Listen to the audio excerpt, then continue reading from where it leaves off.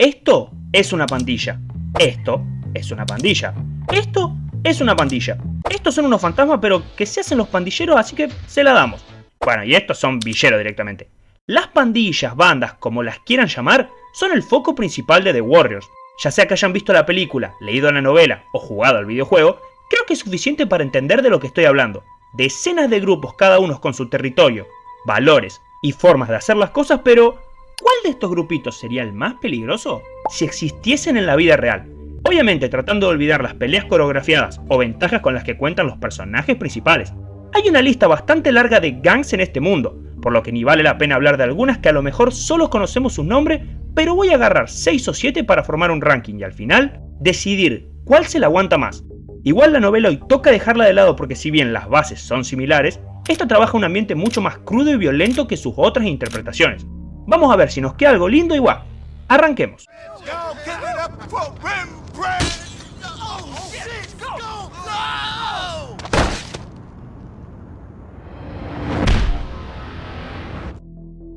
Sí, la intro se ve un poco aterradora y nuestra primera experiencia contra estos mismos resulta bastante jugada, pero ¿realmente serían una banda tan fuerte?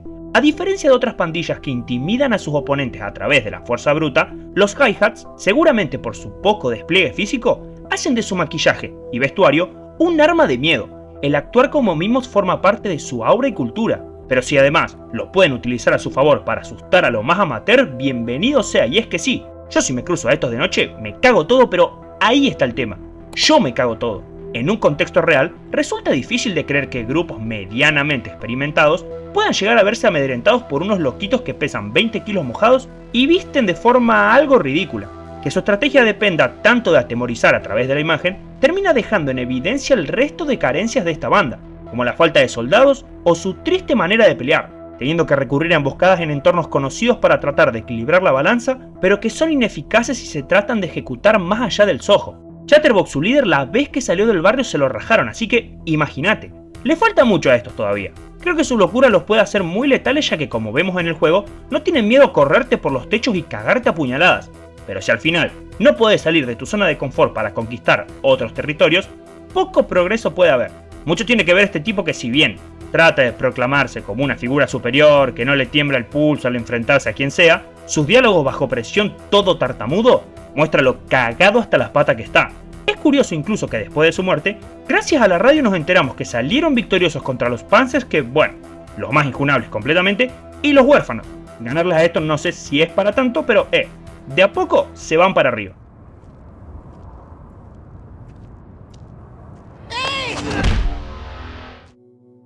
La principal banda antagonista. Bueno, banda capaz igual es un montón porque el único que tiene protagonismo es el lacra pero me entienden.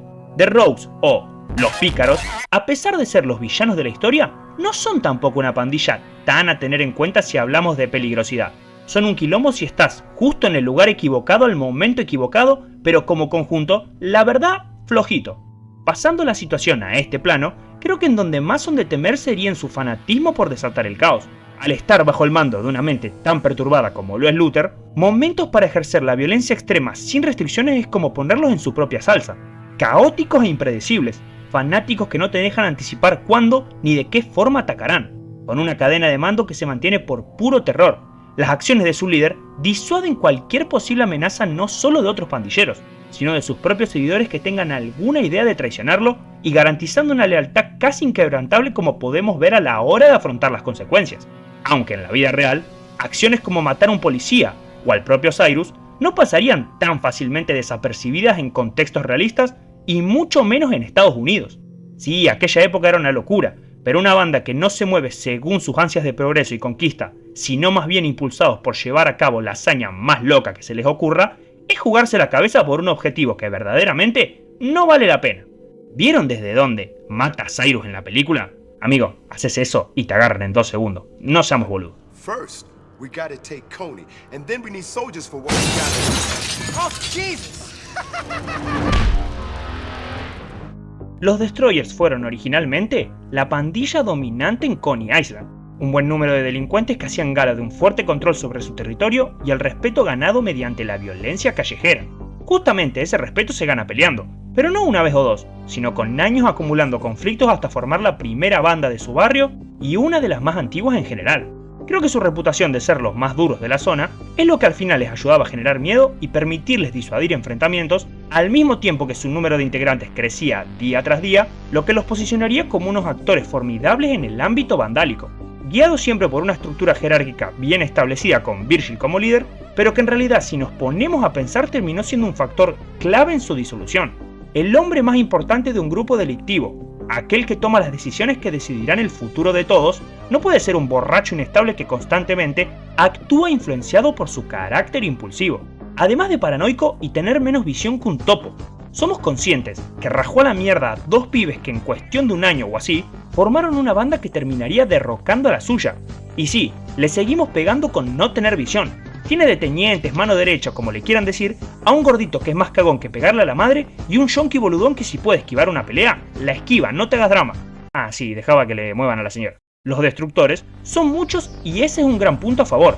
Virgil pelea muy bien y lo del líder loco le ha servido para mantenerse como un ícono del terror para todo el que piense enfrentarse a él. Pero llevando esto a la vida real, los cimientos son muy flojitos y con pintas de derrumbarse más temprano que tarde. Siendo realistas, creo que antes que los Warriors, ya muchos otros grupos hubiesen intentado apoderarse de esta banda. Hey, at least we got the stuff, right? We can do the deal ourselves. Let me see the bag. Check it out. Satan's Mothers.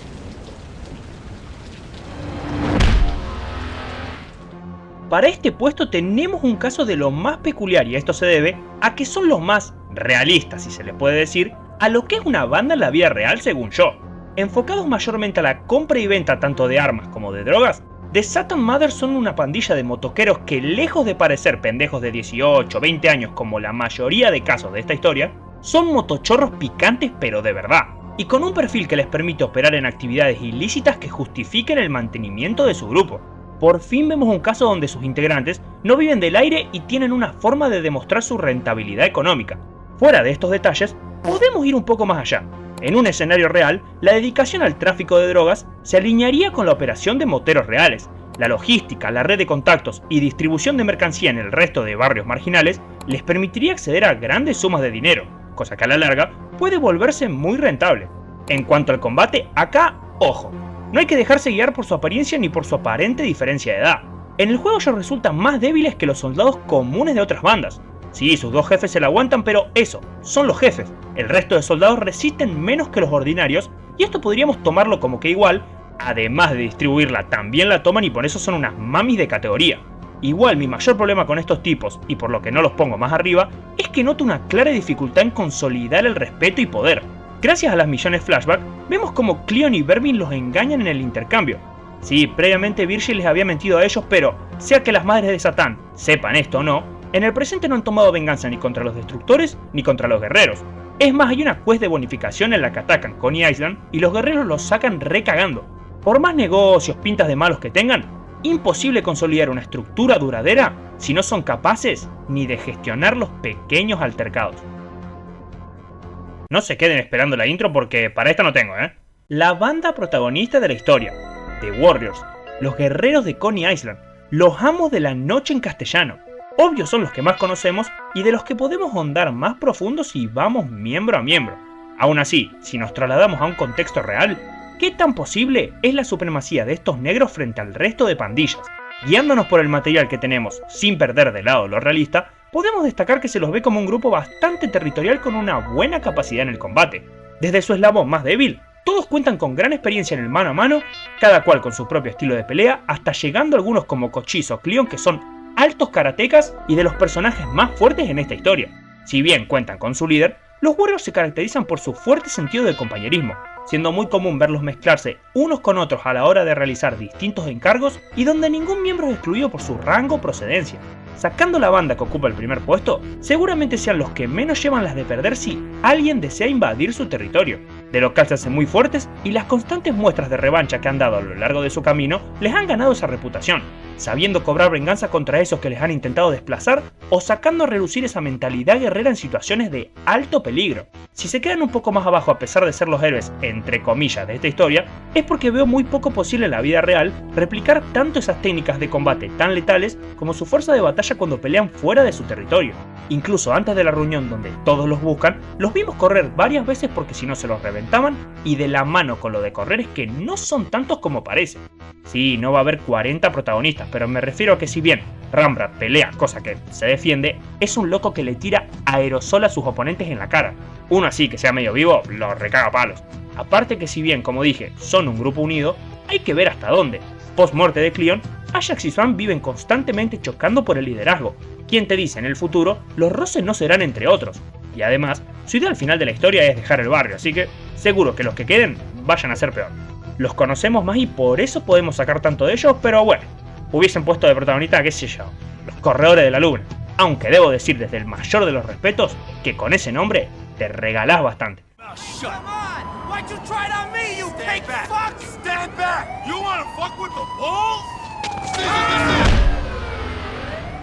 Entramos en un grupo selecto y para la medalla de bronce tenemos a una de las dos pandillas que los reyes del puesto 1 temen por sobre las demás. Estos son un poco una combinación. Tienen la locura de Luther, la fuerza de los líderes moteros y el sadismo de los mimos, pero presentes en cada uno de sus miembros. Del primero al último, estos salvajes anarquistas destacan mucho más allá de su vestimenta o la tensión que generan al moverse con su autobús, sino que en un enfrentamiento directo son de las pocas bandas que no querés cruzarte ni en pedo. Su reputación de ser sangrientos y despiadados es un factor que ya asusta desde la previa al combate y a la hora de la verdad no tienen el mínimo reparo en acabar con cualquiera que se les ponga enfrente. Un desprecio completo por la vida, aspiraciones caóticas que los vuelven completamente impredecibles, un modus operandi basado en actuar sin pensar en las consecuencias. Te diría que invencibles en el corto plazo. Es más, por las frases que les pusieron a sus personajes en el juego, son de esos que te degollan como un pollo y se quedan lamiéndote la sangre, o que después de acabar con vos, irían a tu casa para reventar a tu familia. Unos locos de mierda, pero unidos, lo que todavía es peor. Con tantos integrantes canalizando su violencia de forma sincronizada en el medio del desorden, muy pocas chances existen de que alguien se imponga a eso. En el corto plazo, una verdadera tortura. Ahora, pensando a futuro, probablemente ya ni existan. Como siempre para mis videos, reviso las wikis y demás sitios web en busca de información y, para sorpresa de nadie, enemistados a muerte con 5 de las otras 7 pandillas de este video. Quieran o no, las alianzas sólidas en un entorno delictivo a gran escala son fundamentales para consolidar poder o enfrentar amenazas mayores. Que su fanatismo por la destrucción les impida llegar a treguas con otros grupos, no solo los deja vulnerables frente a potenciales enemigos con similar capacidad de ataque, también puede generar una reacción en cadena en la que otras bandas se pongan de acuerdo para aislarlos y borrarlos del mapa, incluso si dichas bandas por sí solas no son un gran problema.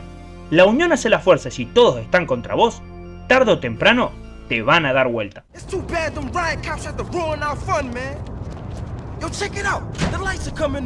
Good. The subway will be running in no time.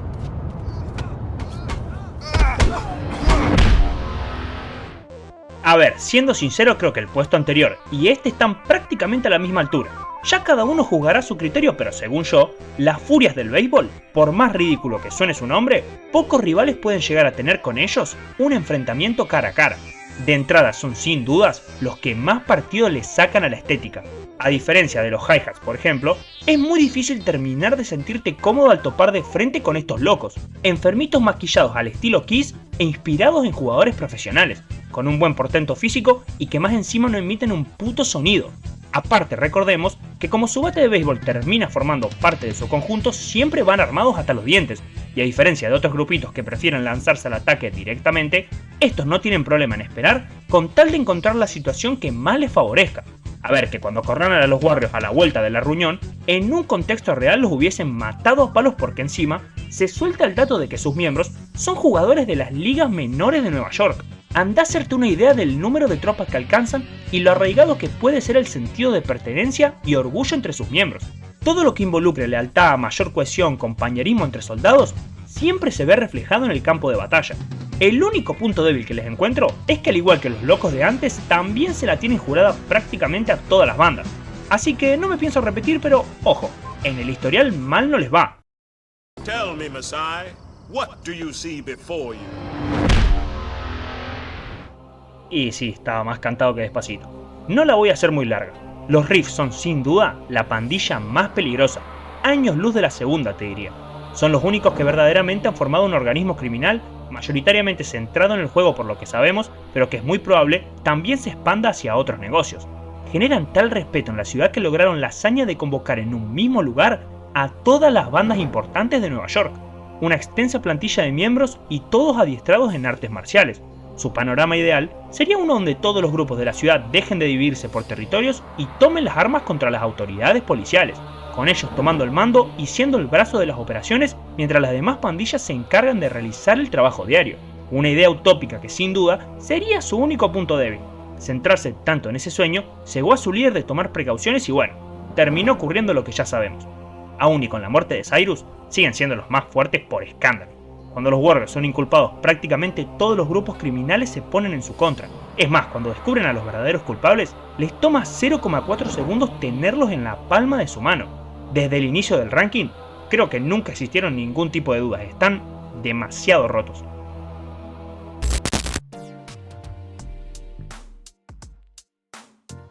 Mucho más para decir no hay tampoco. Ahora les toca a ustedes ordenar cuáles creen que son los más peligrosos según sus propios criterios. Sinceramente, salvo el primer puesto, estoy seguro que encuentran los motivos perfectos para acomodar a los demás como se les venga en gana, o igual sumar alguna de las muchas bandas que quedaron afuera. Es un tema que no tiene que morir porque la verdad, da mucho, pero que mucho juego. Mirá, boludo, mirá, mamita, lo mal que juega River.